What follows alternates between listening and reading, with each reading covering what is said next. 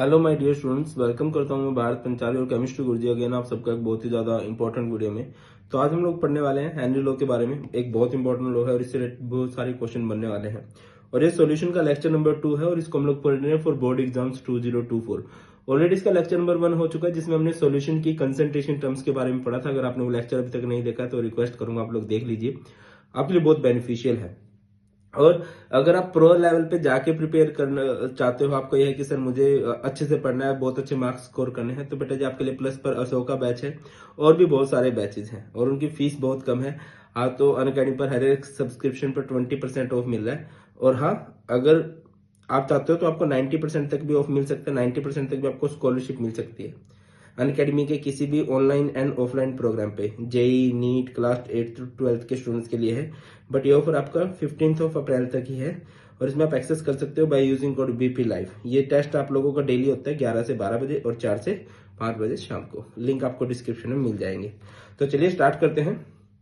सबसे पहले हम लोग डिस्कस करेंगे अबाउट सोल्युबिलिटी, है ना। सोल्युबिलिटी पढ़ेंगे, उसी के बाद हम लोग डिस्कस करेंगे आगे आने वाली टर्म्स को। सोल्युबिलिटी को हिंदी में बोलते हैं घुलनशीलता। इसको किस तरह से डिफाइन किया जा सकता है कि जैसे मेरे पास एक कंटेनर है ना, उस कंटेनर में क्या है भाई, पानी है। और उस पानी में जब आप कोई सोल्यूट डिजोल्व कराना चाहोगे, वो solute can be sugar, can be salt, है ना, कुछ भी हो सकता है। तो हम डिजोल्व कराएंगे तो उसमें तभी तक डिजोल्व हो सकता है जब तक वहां पर वैकेंट स्पेस है। एक टाइम ऐसा आएगा जब ये सारे का सारा वैकेंट स्पेस जो है फिलअप हो जाएगा और वो सॉल्यूशन जो है सैचुरेटेड सॉल्यूशन बन जाएगा। सैचुरेटेड सॉल्यूशन बनाने के लिए आपने कितना सोल्यूट डिजोल्व कराया है उस गिवन सॉल्वेंट के अंदर, वही उसकी सोल्युबिलिटी है। Getting my point. देखिए, सैचुरेटेड सॉल्यूशन बना रहा है। सैचुरेटेड सॉल्यूशन मतलब ऐसा सॉल्यूशन जिसमें आप और ज्यादा सोल्यूट को डिजोल्व नहीं करा सकते। सैचुरेटेड सॉल्यूशन बनाने के लिए आपने जितना सोल्यूट डिजोल्व कराया है ना, उसी को हम लोग सोल्युबिलिटी बोलते हैं। क्या होगा? It is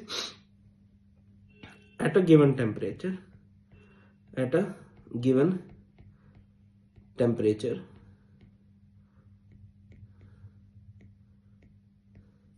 maximum amount of solute dissolved in 100 gram solvent so that the solution becomes saturated.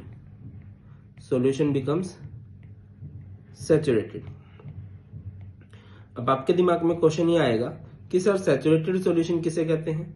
Saturated किसे कहा जाता है भाई? द सॉल्यूशन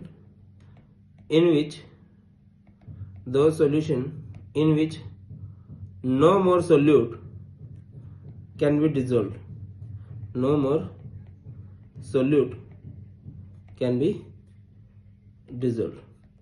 और यहीं सर आप एक छोटी सी टर्म और निकाल सकते हो, अनसैचुरेटेड सॉल्यूशन। आप लोग अनसैचुरेटेड सॉल्यूशन किसे कहोगे? दो solution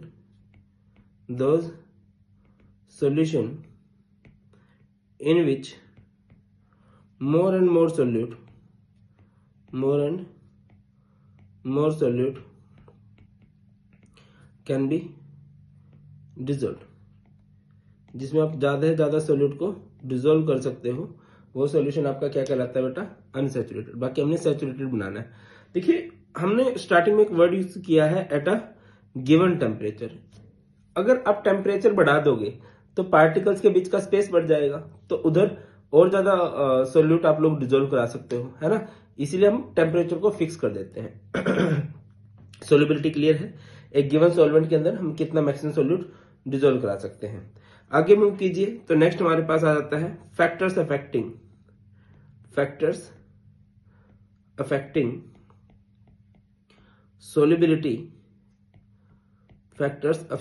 solubility of solid in liquid. वो कौन कौन से फैक्टर्स हैं जो सॉलिड इन लिक्विड की सोल्युबिलिटी को अफेक्ट करते हैं? तो सबसे पहला फैक्टर है nature of solute and solvent. Nature of solute and solvent. तो देखिए, polar substance are soluble. Polar substance are soluble in polar substance and insoluble in non-polar substance. Non-polar substance. Similarly, non-polar substance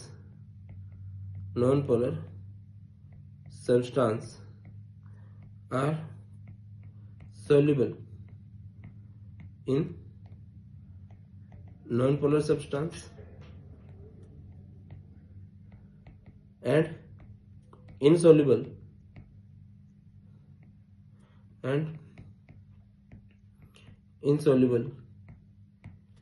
in polar substance।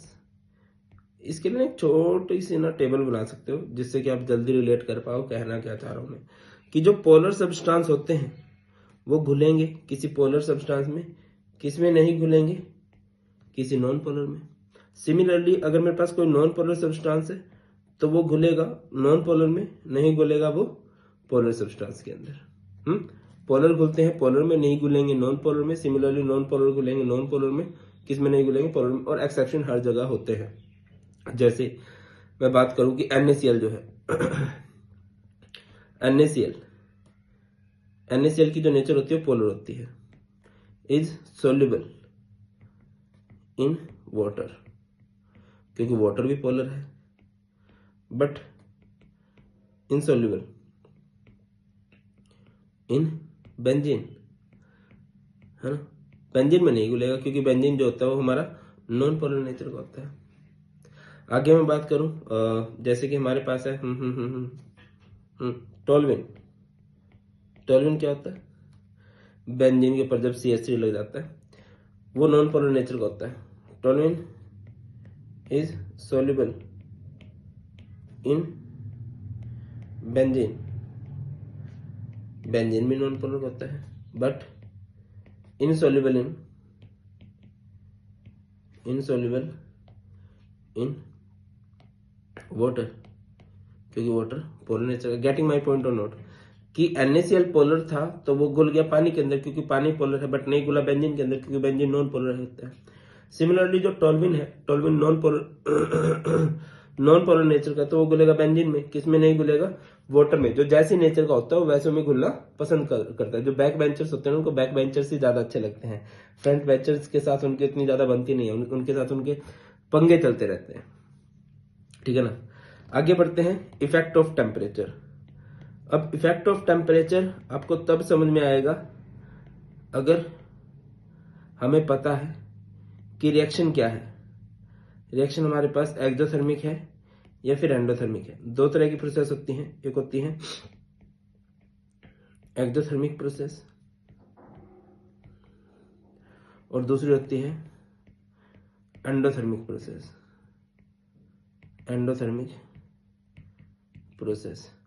Exothermic process कौन सी होती है, दो process in which heat is evolved,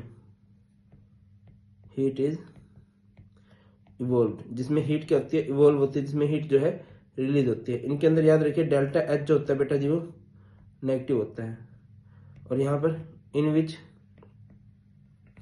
heat is absorb, heat क्या होगी, absorb होगी, यानी कि delta H क्या होगा बेटा जी, पॉजिटिव होगा। अब आप मुझे खुद से बताओ कि अगर एक एक्सोथर्मिक प्रोसेस है जिसमें से हीट ऑलरेडी निकल रही है और आप उस रिएक्शन का टेम्परेचर बढ़ाओ, उस रिएक्शन में हीट सप्लाई करो, तो इसके लिए फेवरेबल है कि नॉन फेवरेबल है। ये बातें हमें ज्यादा अच्छे से बता दी थी एक दादा ने जिनका नाम था ली चैटलियर, है ना। ऐसी ऐसी कंडीशन में हम लोग ली चैटलियर प्रिंसिपल को फॉलो करने लग जाते हैं। क्या बोल रहा था ली चैटलियर प्रिंसिपल ने, if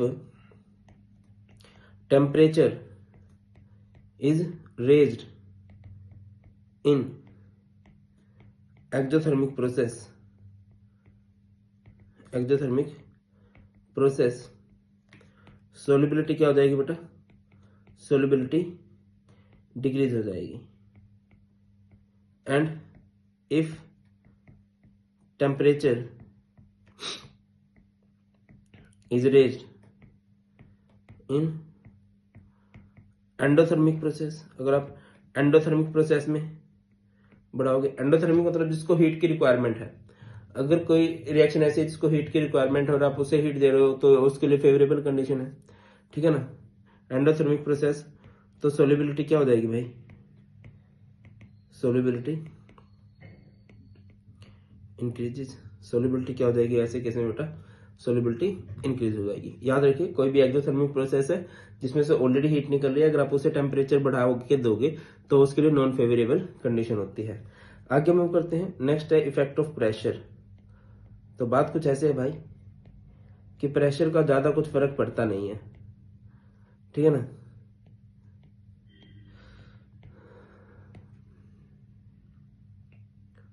pressure show no significant effect, no significant effect on solubility of gases in liquid, gases in liquid, because both gases and liquids are non compressible, non compressible. याद रखिए प्रेशर वहीं पर effect show कर सकता है जो चीज compressible हो। अब सॉलिड भी नॉन कंप्रेसिबल होते हैं, लिक्विड भी नॉन कंप्रेसिबल होते हैं, और अगर आप उधर प्रेशर लगा के कोशिश करो घुलने की तो वो चीजें घुल नहीं पाएंगी, उनपे कुछ फर्क पड़ेगा नहीं। आगे मूव करते हैं, नेक्स्ट है भाई हमारे पास, नेक्स्ट है solubility of gases in liquid, gases in liquid। देखिए लगभग सारी गैसेस थोड़ी बहुत तो पानी में घुलती ही हैं। हाँ कहीं ऐसी है जो बहुत ज्यादा भी घुल जाती है, कहीं थोड़ी बहुत घुल जाती हैं। अब जैसे कि हमारी अर्थ का 70% 71% जो एरिया है वो वाटर से कवर है, और वाटर में भी बहुत ज्यादा जीव जंतु होते हैं। वो सरवाइव किस वजह से कर पाते हैं, क्योंकि उस वाटर के अंदर डिजोल्व ऑक्सीजन है, दैट्स वाई वो सरवाइव कर रहे हैं, है ना।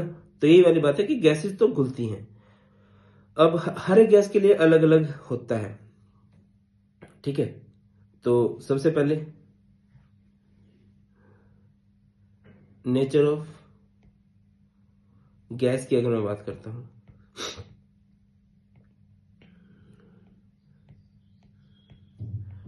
gases like H2O, O2, N2, etc. are less soluble in water, less soluble in water, but gases like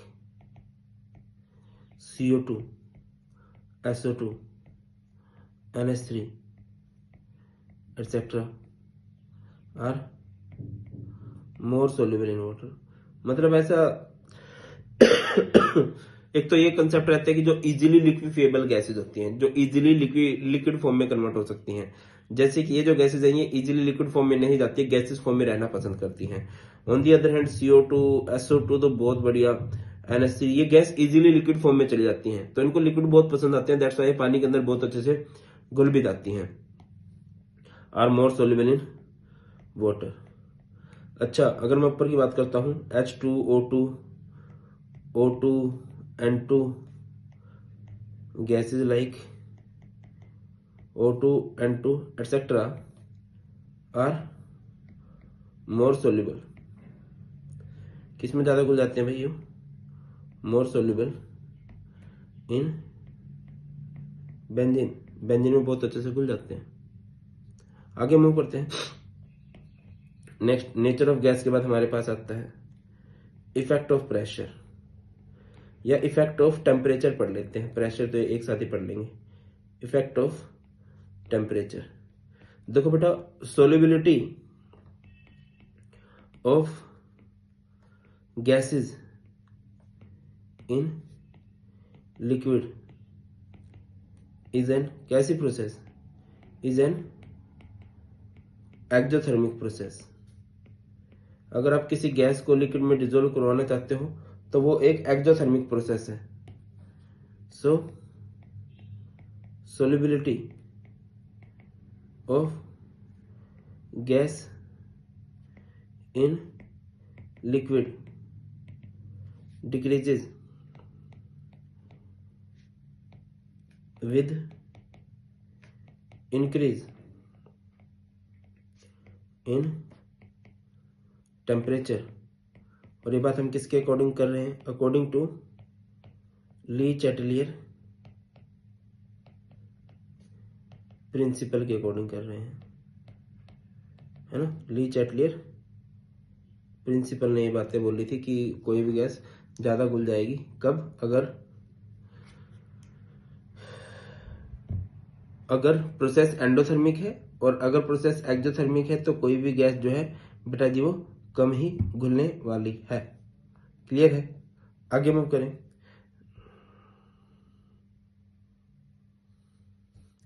अगला है effect of pressure. Effect of pressure, अब बताओ भाई प्रेशर का क्या ही फर्क पड़ेगा।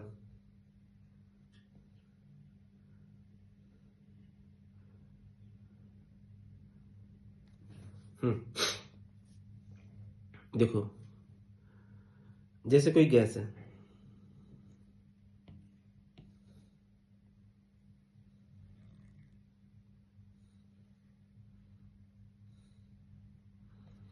ठीक है, उसके अंदर कोई लिक्विड आपने ले लिया,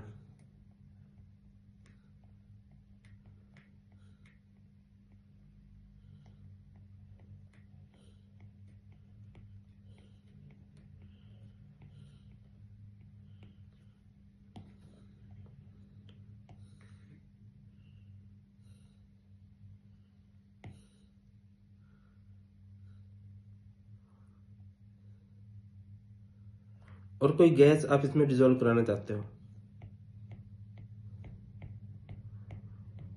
अब गैस जनरली तो यही है कि उनके नेचर उड़ान भरने के, थोड़ी बहुत में भी कोई गैस घुल जाएगी, ठीक है। अब आप इसको ज्यादा घोलना चाहते हो तो आपने क्या कर दिया, इस पे प्रेशर लगा दिया,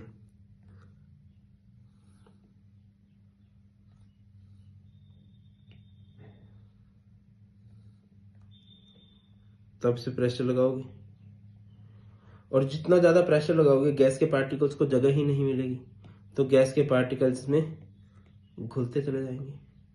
याद रखिए, एज प्रेशर इंक्रीजेज सॉरी बेटा, solubility of gases in liquid, gases in liquid क्या हो जाएगी भाई, solubility जो है gases in liquid वो इंक्रीज हो जाएगी, ठीक है ना, वो क्या कर जाएगी, इंक्रीज कर जाएगी। और इसी के बारे में हमारा क्या है, हेनरी लॉ है। हेनरी लॉ भी कुछ इसी तरह की बातें हमारे साथ करता है। क्या करता है भाई, mass of a gas dissolved in a given amount of liquid, given amount of liquid is directly proportional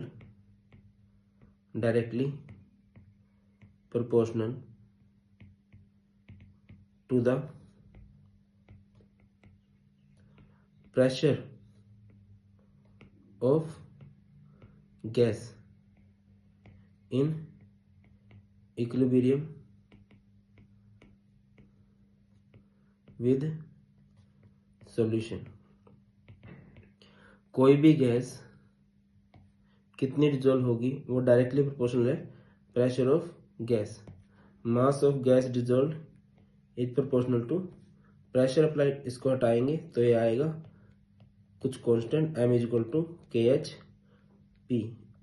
ठीक है, m का मतलब क्या है, m is mass of gas dissolve, k h इज Henry's constant, Henry's constant, and P is pressure of gas. Then ठीक है, बहुत बढ़िया था कि मतलब कोई भी गैस कितनी डिजोल्व होगी डिपेंड करता है कि उस गैस का प्रेशर कितना प्रेशर हमने ऊपर लगाया है। ठीक है, अब इसको थोड़ा मॉडिफाई किया गया, इसको बोलते हैं डाल्टन्स मॉडिफिकेशन। और आजकल हम लोग यही लॉ पढ़ते हैं, क्या, partial pressure of a gas is directly proportional. Partial pressure of a gas is directly proportional to the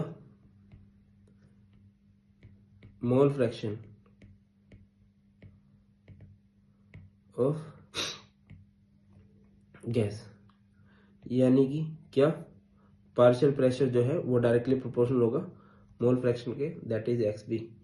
P is equal to यहां से आ जाएगा के एच एक्स बी। पी का मतलब क्या है बेटा, पी का मतलब है partial pressure of gas, partial pressure of gas. K H का मतलब क्या है, Henry's constant, Henry's constant. X B का मतलब क्या है, mole fraction of gas, mole fraction of gas. ये अब के एच के बारे में एक दो खास बातें हैं। ठीक है, यहां से क्लियर हो गया होगा। जो वैल्यू ऑफ के एच है, याद रखिए वो डायरेक्टली प्रोपोर्शनल होती है टेम्परेचर के, और जो के एच की वैल्यू होती है वो इनवर्सली प्रोपोर्शनल होती है सोल्युबिलिटी के। बहुत काम आएगी, इससे रिलेटेड कई बार क्वेश्चन पूछे गए हैं, एग्जाम्पलर में भी क्वेश्चन है, प्रीवियस ईयर में भी क्वेश्चन आए हैं कि अगर कहीं पर टेम्परेचर बढ़ेगा तो केएच की वैल्यू भी बढ़ेगी, और अगर कहीं पर केएच की वैल्यू बढ़ रही है इट मीन्स उस गैस की सोल्युबिलिटी घट रही है। टेम्परेचर से भी रिलेट कर सकते हो, है ना। केएच की वैल्यू तब बढ़ती है जब टेम्परेचर बढ़ता है, टेम्परेचर बढ़ता है तो सोल्युबिलिटी ऑफ गैस तो कम हो ही जाती है। आगे मूव करते हैं। नेक्स्ट अभी हमारे पास क्या है,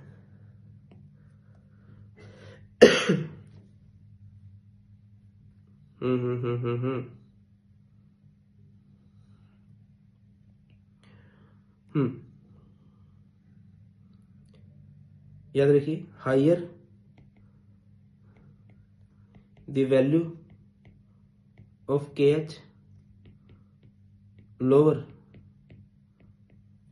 is the solubility of gas in liquid। जितनी किसी के एच की वैल्यू, हेनरी कांस्टेंट की वैल्यू गैस के लिए ज्यादा होगी उतनी ही कम होगी उस गैस की solubility.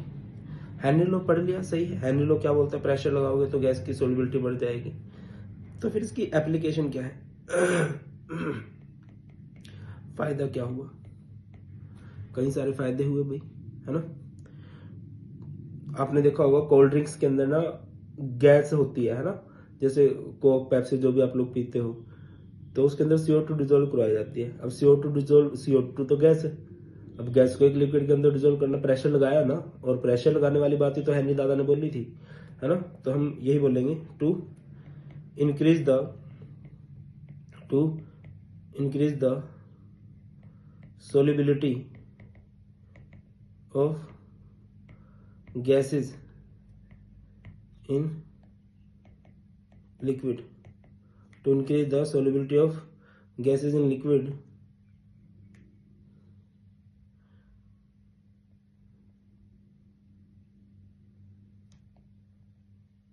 to increase the solubility of CO2 in soft drinks soft drinks, soda water. Bottles are sealed. Bottles are sealed under high pressure. Bottles को आप लोग सील करोगे, किसके अंदर सील करोगे भाई? हाई प्रेशर के अंदर सील करोगे, ठीक है ना। आगे मूव कर लेते हैं, नेक्स्ट बात कर लेते हैं। नेक्स्ट है to avoid the painful effect of bends, oxygen cylinder of scuba divers are filled with less soluble helium gas जो है नोबल गैस होती है, प्योर गैस होती है, और प्योर गैसेस थोड़ी कम घुलती हैं। हीलियम गैस कितनी होती है भाई? हीलियम गैस होती है 11.7%, ठीक है। नाइट्रोजन गैस होती है 56.2% एंड रेस्ट इज ऑक्सीजन होती है आपकी 32.1%। अब आपने एक वर्ड सुना यहाँ पर, बैंड्स क्या होते हैं मैं समझाता हूँ। देखिए ये हमारा सी लेवल है, ठीक है ना। अब सी लेवल से ऊपर होती है मतलब पहाड़ियों की ऊंचाई होती है, समुद्र की गहराई होती है। जब हम नीचे जाते हैं ना तो प्रेशर इंक्रीज होता है। प्रेशर क्या होता है? इंक्रीज होता है। प्रेशर इंक्रीज होगा तो सोलिबिलिटी भी क्या होगी भाई? सोलिबिलिटी भी इंक्रीज होगी। तो गैस का इनहेल बहुत ज्यादा हो जाता है।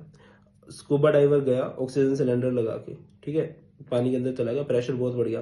प्रेशर बढ़ गया तो गैस की सोलिबिलिटी बढ़ती है, प्रेशर बढ़ाएंगे गैस का इनहेल बहुत ज्यादा होगा और वो क्विकली बाहर आने लगा तो बहुत जल्दी वो गैस रिलीज करने लगेगा और उसके ब्लड्स के अंदर ऑक्सीजन गैस के, नाइट्रोजन गैस के बबल्स बनने लगेंगे और ये बहुत ही पेनफुल होता है, इवन इससे डेथ भी हो सकती है।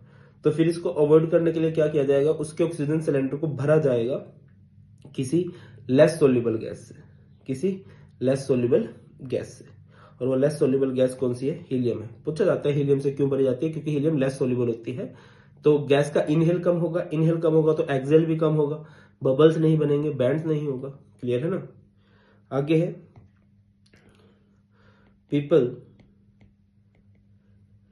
लिविंग एट हाई एल्टीट्यूड, है ना, जो हाई एल्टीट्यूड पे रहते हैं, पहाड़ियों पे, ऊंचे पर्वत श्रृंखलाओं पे रहते हैं, हाई एल्टीट्यूड, सफर फ्रॉम अनोक्सिया। किससे सफर करते हैं भैया? वो अनोक्सिया से सफर करते हैं। अनोक्सिया का मतलब क्या होता है भाई? लैकनेस ऑफ ऑक्सीजन की कमी। और ऐसा होता क्यों है? ऑक्सीजन की कमी क्यों होती है? पहाड़ों में रहते हैं ना, पहाड़ों में प्रेशर कम होता है, प्रेशर कम होगा तो सोल्युबिलिटी कम होगी, गैस का इनहेल कम होगा। क्यों होता है ऐसा? Due to the lower partial pressure of oxygen,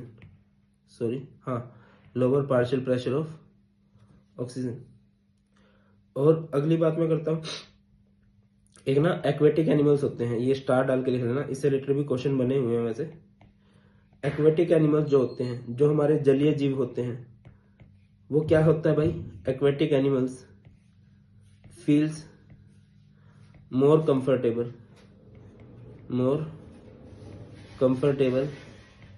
in cold water than in warm water. ठीक है, मछली जल की रानी है ना, जीवन उसका पानी है। तो एक मछली बना देते हैं भाई। मछली बनाने के लिए बेसुरी आवाज में गाना पड़ेगा, है ना। ये है, मान चलो कि ये मछली है, ठीक है। इधर मछली को चिल्ड पानी मिल रहा है, ठंडा पानी। अजी ठंडे ठंडे पानी में जाना चाहिए। और आप बता सकते मैंने कैसा गाना गाया है, प्लीज ये मत बोलना सर इंडियन आइडल आप ही जीतने वाले हो। यार क्या फायदा, मतलब ऐसे अवार्ड किसी और से चला जाएगा, यहीं पे ठीक है। ठीक है। ये हमारे पास है कोल्ड वाटर और ये हमारे पास है वार्म वाटर। मछली कहाँ पे जाना पसंद करेगी? अब एक आधा बोलेगा सर डिपेंड करता है गर्मी है कि सर्दी है।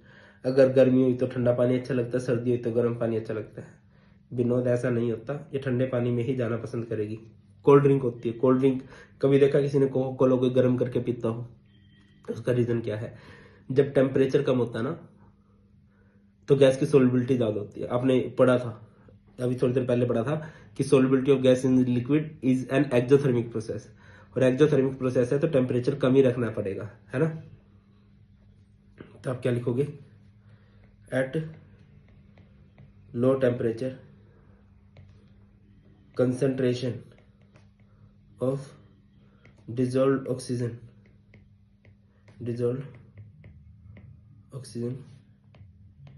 in water is high. As a result aquatic animals